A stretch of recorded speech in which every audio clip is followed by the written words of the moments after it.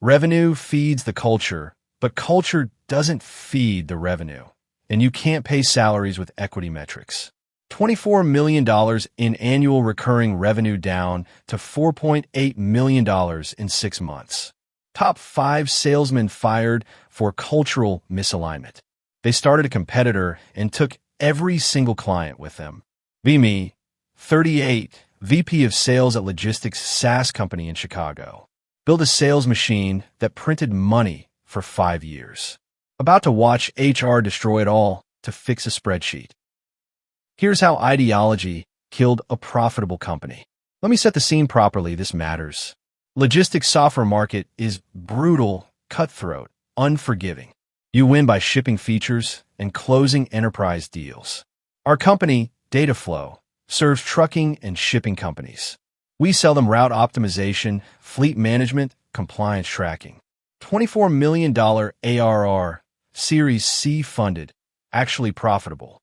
This is rare in SaaS. Most companies burn cash forever. We make money, real money, positive cash flow. I run sales team of 40 people, built it from scratch over 5 years. Compensation model is simple. Low base salary, uncapped commissions. You eat what you kill, hunters get rewarded. Base salary is $60,000, but top performers make $300K, $400K annually. Top 3 reps make more than our CEO. That's by design. Why? Because they generate the revenue that funds everything else. Engineering, product, support, HR, all funded by sales commission revenue. Our top guy, Marcus, age 41, is absolute machine. Former enterprise sales at Oracle, knows how to close. Brought in $4.2 million in ARR personally last year. December commission check alone was $85,000 just that month. He drives Porsche, wears $3,000 suits, lives in Gold Coast penthouse.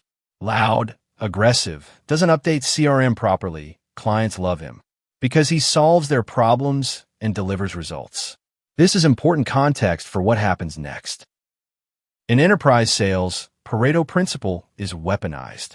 Top 20% of reps bring in 80% of revenue. Marcus and top 4 other guys generate $18 million of our $24 million ARR. 5 people, 75% of company revenue. This is normal in sales. Rest of company, engineering, support, customer success, funded by these 5. Company runs smooth for years. We're printing money. Then board starts talking IPO, going public. They get nervous about optics, want to professionalize the culture. Hire VP of People and Culture, woman named Sarah, age 39. Comes from large nonprofit, 0 tech experience, 0 sales background. Making $165,000 to modernize our culture and prepare for IPO. First day, she's walking around sales floor looking concerned. It's loud, competitive, mostly male, guys celebrating closed deals. Whiteboard with monthly rankings, top performers get bonuses. Sales floor energy is electric, driven, relentless. Sarah schedules meeting with CEO and me. The sales environment is problematic, very aggressive energy. That's sales. We're competitive. That's why we win deals. I'm concerned about inclusivity and psychological safety. Our reps are psychologically safe. They make $300,000 and love their jobs. She's not convinced, starts her assessment. March 2024, Sarah announces compensation equity audit. Going to analyze pay across company for fairness. I'm not worried. Our comp is mathematical formula. You hit quota, you get accelerator, calculator doesn't have bias. 2 weeks later, calendar invite. Urgent. Wage gap findings. Walk in a glass conference room. CEO is there. Sarah has slide deck. Slide 1. Bar graph showing top 10 earners in company. All men, all sales reps, Marcus at the top. Slide 2. Bar graph showing bottom 50 earners.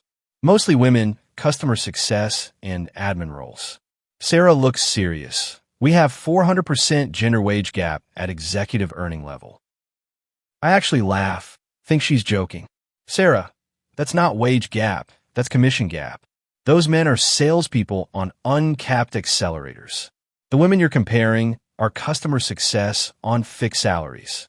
Different jobs, different comp structures, not discrimination. She doesn't blink. The optical liability is the same. We cannot go to IPO with these numbers. It looks like Boys Club. We're concentrating wealth in specific demographic. Look at CEO. He's staring at table, terrified of bad PR. He's already folded. I can see it. We need to normalize pay bands and address cultural toxicity. Toxicity? You mean revenue? These guys fund the whole company. I mean gatekeeping of high-earning accounts by legacy demographics. This is the moment I realize it's not about math. It's about ideology overriding economics. April 2024. Sarah presents restructuring plan. Wants to cap commissions at $150,000 annually to promote equity. Wants to redistribute high-value accounts from legacy reps to emerging talent. The emerging talent are new hires she's vetted for cultural alignment. I fight this in board meeting. If you cap Marcus, he leaves immediately. If he leaves, his accounts leave with him. He owns those relationships. Show them projections. Lose top 5 reps equals lose $18 million in revenue. CEO says, that's a risk we have to manage. We need to diversify face of our sales team for IPO optics. I'm stunned. You're betting the company on optics over revenue. This isn't a bet we can afford to take. Board votes with CEO. Sarah's plan is approved. They're going to cap commissions and redistribute accounts. May 2024, the purge begins. Marcus gets called into HR. Sarah is there with termination letter. We're restructuring sales organization for cultural alignment. Your performance has been strong, but your approach doesn't fit our values. Marcus is calm. You're firing me for bringing in $4.2 million. We're separating due to cultural misalignment. He takes the letter, walks to his desk, packs his stuff. Doesn't yell, doesn't argue, just smiles and leaves. Within an hour, numbers 2, 3, 4, and 5 guys come to my office. If Marcus is out, we're out. Give us the separation papers. They've already made decision. They're a team. CEO tries to convince them to stay. We're evolving our culture. We need you to evolve with us. Second top guy, David, age 43, laughs. Evolve into making $60,000 base with cap commissions? No thanks.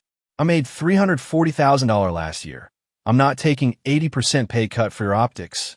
By end of week, all 5 top performers are gone. That's $18 million in annual revenue generation capability walked out. Sarah is thrilled, sends email to company. We've reduced our wage gap by 85% through restructuring. This is an important step toward equitable workplace. She's right, the gap is gone because nobody is making any money anymore. June 2024, Sarah starts hiring replacements. Posts job descriptions emphasizing collaborative approach and empathy. Conducts values-based interviews, focusing on cultural fit. Hires 4 new salespeople, all junior, inexperienced. Great resumes, diverse backgrounds, 0 enterprise sales experience. They're on salary structure. $75,000 base, small bonus potential.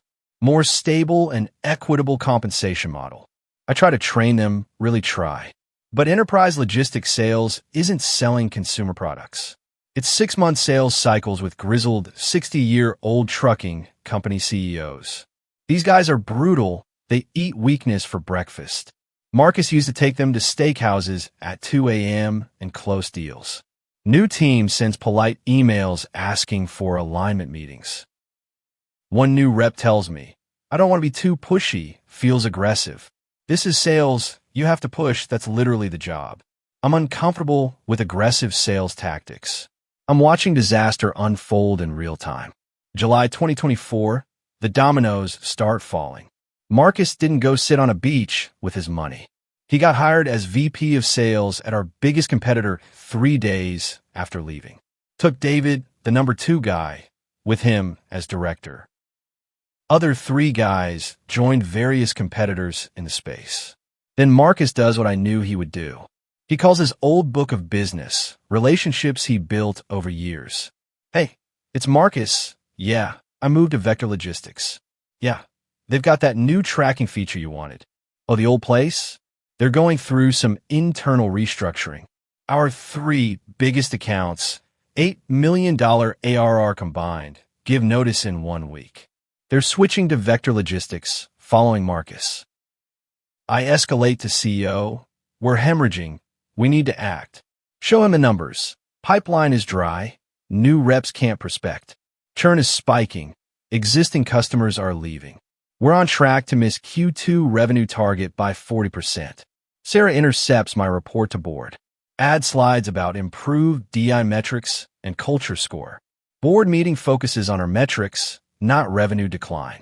I'm sitting there thinking, culture score doesn't pay the bills. August 2024, Q2 numbers come in. Revenue, $6 million, down from $6.5 million in Q1, down from $7 million in Q4. We're trending wrong direction, bleeding revenue. But burn rate is constant. We're spending same amount. Cash flow has evaporated. We're burning runway. Need bridge funding to survive. Approach our existing VCs. They look at the numbers, see revenue declining. Ask what happened to top-line growth. We restructured sales team to improve equity metrics. You fired your top performers? Who's bringing in revenue now? We have new team with better cultural alignment. Lead investor literally closes his laptop. You fired the revenue to fix a spreadsheet? We're out. No bridge funding. We're on our own with 8 months runway. September 2024, emergency cost-cutting measures. Have to lay off 30% of staff to extend runway. Irony is brutal. First department cut is customer success. The same people Sarah was trying to protect with equity initiative. We don't have enough customers left to support, don't need the headcount. Their salaries were funded by sales commissions that don't exist anymore. Sarah is shocked. This wasn't supposed to happen. We fixed the wage gap. We improved the culture. You optimized for the wrong variable. We needed revenue. You gave us equity metrics. October 2024, the bank calls the loan. We have debt covenant requiring minimum revenue levels. We're in violation. They're calling the note. Can't pay. We're insolvent. Have to file bankruptcy. Company assets get liquidated, sold for pennies on the dollar. IP and customer list bought by, guess who? Vector Logistics. Marcus's new company acquires us for $3 million. We were valued at $200 million. November 2024, I'm packing my desk. 140 employees lost their jobs. Company is done. My equity, which was worth $2 million on paper, now worth 0. 5 years of building this sales or gone in 8 months. See Sarah in lobby on final day. She looks confused, genuinely doesn't understand. The metrics look perfect. We fixed the wage gap. How did this happen? You fixed a spreadsheet while killing the business. Revenue feeds the culture. Culture doesn't feed revenue. When you fire the hunters, you starve the village. She doesn't get it, still doesn't. 2 weeks later, see her LinkedIn update. New position, culture transformation consultant at nonprofit. She left before the collapse, landed safely. Got to put lead equity initiative at tech company on resume. Doesn't mention the company doesn't exist anymore. Me? I'm consulting now, rebuilding reputation. Making $150,000, helping other companies not make same mistake. Marcus is VP of sales at Vector Logistics. Making $400,000 base plus equity, running huge team. David is his director, also making great money. Other 3 top guys all landed well at competitors. The new empathy hires Sarah brought in. 2 are working retail. 1 is at Starbucks. 1 is back in school, none of them in sales. They weren't built for enterprise sales, that's fine. But Sarah put them in roles they couldn't succeed in, then acted surprised when they failed. Now it's February 2025, 3 months after liquidation. I'm at tech conference, see our former CEO. He looks older, tired, humbled. Apologizes to me. I should have listened to you. I was scared of lawsuit, scared of bad press. So I let HR kill the company to avoid headline. What would you have done differently? I would have explained to board that commission-based sales creates pay variance. That's not discrimination. That's how sales works. High performers earn high commissions. That's the whole point. But the optics looked bad for IPO. The optics of bankruptcy look worse. He nods, walks away defeated. Think about what I learned from this disaster. Lesson 1. Revenue is not optional. It's existential. Lesson 2. You can't fix economics with ideology. Lesson 3. Top performers have options. They'll leave. Lesson 4. Experience matters more than cultural alignment in specialized roles. Lesson 5. Some people fail upward by reframing destruction as progress. Most important lesson. Math doesn't care about your metrics. $24 million in ARR requires people who can generate $24 million in ARR. You fire those people, you lose the $24 million. No amount of culture scores changes that equation. Sarah never understood this, maybe still doesn't. She saw wage gap and wanted to fix it. Didn't see that gap was commission-based performance variance. Couldn't distinguish between discrimination and meritocracy. So she destroyed meritocracy to eliminate variance and killed the company in the process. Now at 38, I'm rebuilding career from that wreckage, consulting with sales leaders who face same pressure. Board wants better optics. HR wants equity metrics. Sales leaders know they need revenue to survive. I tell them Marcus's story, show them the math. This is what happens when you optimize for spreadsheet. You can make the numbers look perfect right up until bankruptcy. Most of them listen, some don't. The ones who don't, I watch them make same mistakes. Fire their top performers for optics. Revenue craters within months. They call me later asking how to fix it. But you can't fix it, the damage is done. Top performers are gone, clients are gone, revenue is gone. All you have left is perfect equity metrics. And a bankrupt company. That's the story of DataFlow. $24 million profitable SaaS company. Destroyed in 8 months. Because HR decided commission-based sales was discrimination. And CEO was too scared to explain basic economics. So they fired the people who generated 75% of revenue to fix a wage gap that was actually just high performance. And learn the expensive way that you can't pay salaries with culture scores, can't fund operations with equity metrics, can't survive without revenue. No matter how good your intentions are, no matter how perfect your spreadsheet looks, the math doesn't care, and the market doesn't care, and Marcus doesn't care. He's at Vector Logistics, making $400,000. I'm consulting, making $150,000. Sarah's at nonprofit, making $120,000. And 140 people who used to work at DataFlow are unemployed because someone thought feelings mattered more than revenue in a business that runs on revenue. That's the lesson that I learned at 38, watching 5 years of work disappear in 8 months because ideology met economics, and economics won, like it always does. Eventually, 18 months after DataFlow liquidation, I'm 40 now, still consulting, reputation slowly recovering. Get call from former board member, guy named Richard. He was one who voted with CEO to approve Sarah's plan. Can we meet for coffee? I want to talk about what happened. Meet him at Starbucks in Loop. He looks guilty. I need to apologize. We made catastrophic mistake. We prioritized optics over operations because we were scared. Scared of what? Scared of Twitter, scared of headlines, scared of looking bad. So we let HR destroy $24 million in revenue to avoid criticism. He shows me article from TechCrunch. DataFlow bankruptcy, when DEI initiatives go wrong. Article interviews Marcus, gets his side of story. I brought in $4.2 million annually. They fired me for culture fit. Took my clients, started a competitor, company collapsed 6 months later. Comment section is brutal for Sarah and CEO. This is what happens when ideology overrides economics. You can't run business on feelings and spreadsheets. Richard continues. This article is what we were trying to avoid, but we created worse headline by going bankrupt. The story we feared became reality because we tried to prevent it. He's right. The irony is complete. They wanted good optics for IPO. Instead, they got bankruptcy and cautionary tale. What are you doing now? I ask. Advising portfolio companies, I tell them this story. I show them what happens when you optimize wrong metrics. Most listen. Some think they're different. They'll get it right. We talk for another hour about the mistakes. Why CEO folded so quickly? Why board didn't push back harder? Why nobody stood up to Sarah when numbers were obvious? We were all afraid of being labeled problematic. Easier to go along with equity initiative than question it. Even when we knew it would destroy revenue. That fear is what killed DataFlow.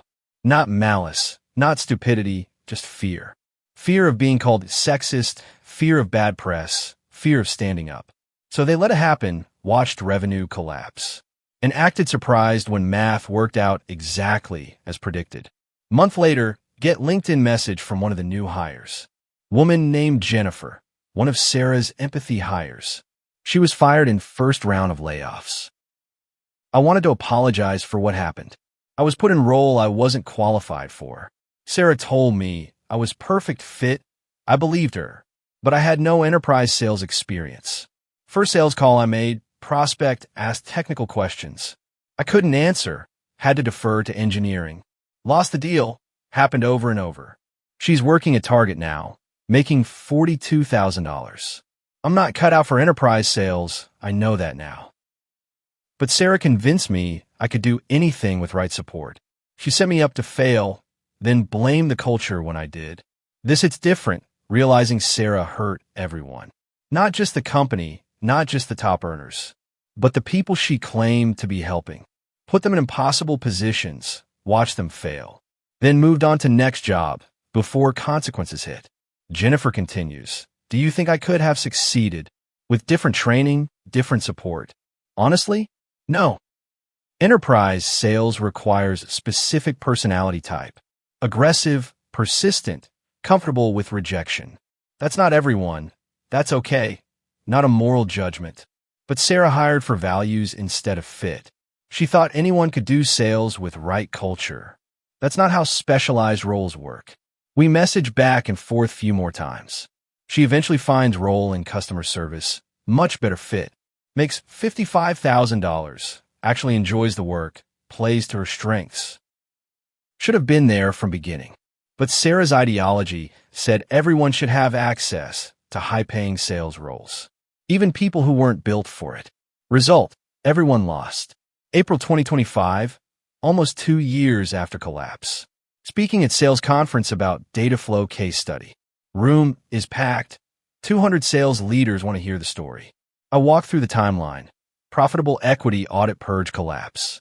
Show the numbers. $24 million, $4.8 million in 6 months. Explain the math. Fire 75% of revenue. Lose 75% of revenue. Q&A is intense. Everyone has similar pressure at their companies. Board is pushing us to diversify sales team. What do? Tell them you'll diversify by hiring best performers of all backgrounds. But you won't compromise on performance standards. Sales is meritocracy, or it doesn't work. Another question, how do you handle wage gap concerns? Explain that commission-based variance isn't discrimination. High performers earn high commissions. That's the model. If board wants equity in sales comp, you don't have sales anymore. Third question, what if CEO sides with HR over sales? Update your resume. Company won't survive the year.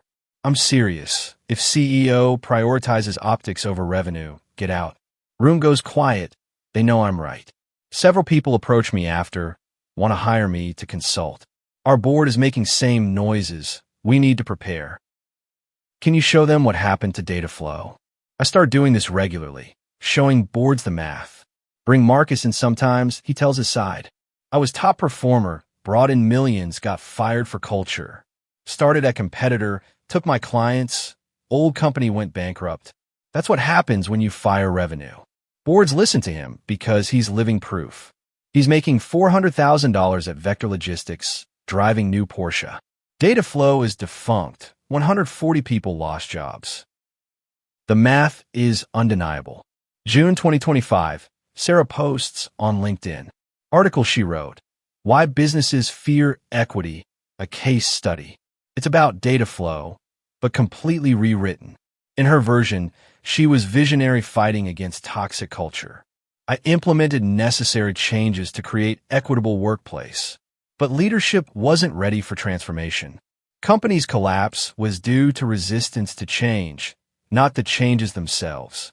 Comments are mixed. Some support her, some call her out. Someone posts, I worked there, this is revisionist history. You fired our top performers and revenue collapsed. Company didn't resist change, it died from your changes. Another comment, this is dangerous narrative, making it seem like equity initiatives can't fail, when poorly designed ones absolutely can and do fail. Sarah doesn't respond to critics, only likes supportive comments. She's built an entire career on being DataFlow martyr now. Consulting fees are $15,000 per engagement. Teaching companies how to implement equity without resistance. I wonder if she tells them about the bankruptcy, or just the parts where she was fighting good fight. Probably the latter, easier to sell. August 2025, Marcus calls me. Vector Logistics is going public, IPO in 3 months. Want to give you heads up, prospectus mentions DataFlow acquisition. We bought their IP and customer base for $3 million. Those assets are now worth $40 million in our valuation. He's going to make $8 million from IPO, owns 2% of company. Same company that DataFlow tried to compete against, until DataFlow fired their entire sales team and handed Vector Logistics the market on silver platter. You should have come with me, Marcus says. When I left, I offered you VP sales role. I know, I stayed to try to save it. Noble, but stupid, you went down with ship. Yeah, I learned that lesson. Come work for us now. We're hiring for expansion. I'm doing okay with consulting. Suit yourself. Offer stands if you change mind. Think about it for a few days. Going back to VP sales role would be full circle. But I'm gun-shy now, burned by DataFlow experience. Consulting feels safer, diversified risk. Not betting everything on one company's decisions. Decide to stay independent, keep consulting, but appreciate that Marcus offered. He didn't have to, could have held grudge. But he's professional, understands business. No hard feelings, just economics. That's the difference between him and Sarah. He sees business as math and relationships. She sees it as moral crusade. One approach builds wealth, other destroys companies. Now, it's October 2025, 2.5 years after collapse. Get email from CEO of DataFlow. First contact since bankruptcy. I'm writing book about leadership failures. DataFlow is main case study. Want your input? We meet for lunch. He's aged significantly. Hair is gray now, looks defeated. I've spent 2 years thinking about what went wrong. Every decision, every moment I could have changed course. The board meeting where I sided with Sarah over you. That was the moment, wasn't it? That was one moment. There were others. But yes, that's when you chose optics over operations. He's quiet for a long time. I was scared of being called sexist. Scared of lawsuit. Scared of headlines. So I let HR kill the company to avoid those fears. And created worse outcome than anything I was afraid of. His book is titled The Metrics That Matter. It's about how he learned to distinguish vanity metrics from vital metrics. Revenue is vital, culture score is vanity. Cash flow is vital, DI percentage is vanity. Customer retention is vital, employee satisfaction score is vanity. Not that culture and satisfaction don't matter. But they're lagging indicators, not leading indicators. They follow from business success, not create it. If I could go back, he says, I would have explained to Sarah and board that commission variance in sales isn't inequity. It's how performance-based compensation works. And if they couldn't accept that, they were in wrong industry. Book comes out in December 2025. It's honest, brutal self-assessment. He doesn't blame Sarah, doesn't blame board. Takes full responsibility as CEO who made final calls. Reviews are good, sells well in business circles, becomes required reading in some MBA programs. Case study in how fear-based leadership destroys companies. Sarah posts on LinkedIn criticizing the book. More evidence of how threatened leaders react to necessary change. But fewer people engage with her posts now. Pattern is becoming clear. She's toxic to organizations. Now it's February 2026, 3 full years since the beginning. I'm 41, consulting is going well, making $220,000 annually. Rebuilt reputation as expert in sales operations. Marcus's Vector Logistics IPO was successful. Company is worth $800 million. He made $12 million from his equity. He's VP of Global Sales now, running team of 200. The 5 guys who left DataFlow, all doing well. David is at another competitor, making $350,000. Other 3 are at various companies, all 6-figure earners. The new hires Sarah brought in, none lasted in sales. All found other careers. Most make $40,000 to $60,000 now. And the 140 employees who lost jobs at DataFlow, most recovered, found new positions over time. But many took pay cuts, many struggled for months. All because CEO was afraid to defend basic economics. That's the final lesson I carry from DataFlow. Leadership requires courage to state obvious truths, even when those truths are unpopular, even when people call you problematic for stating them. Math doesn't care about your fear. Revenue doesn't care about your optics. And the market doesn't care about your intentions. All that matters is, can you solve customer problems profitably? If yes, you survive. If no, you don't. Sarah never understood this. CEO understood, but was too scared to defend it. Board understood, but was too cautious to act on it. So they all collaborated on destroying profitable company to fix problems that didn't exist and create a disaster that didn't have to happen. That's the complete story of DataFlow. From $24 million profitable SaaS company to bankruptcy and liquidation in 8 months because HR found wage gap in commission-based sales. And everyone was too afraid to explain that high performers earning high commissions isn't discrimination.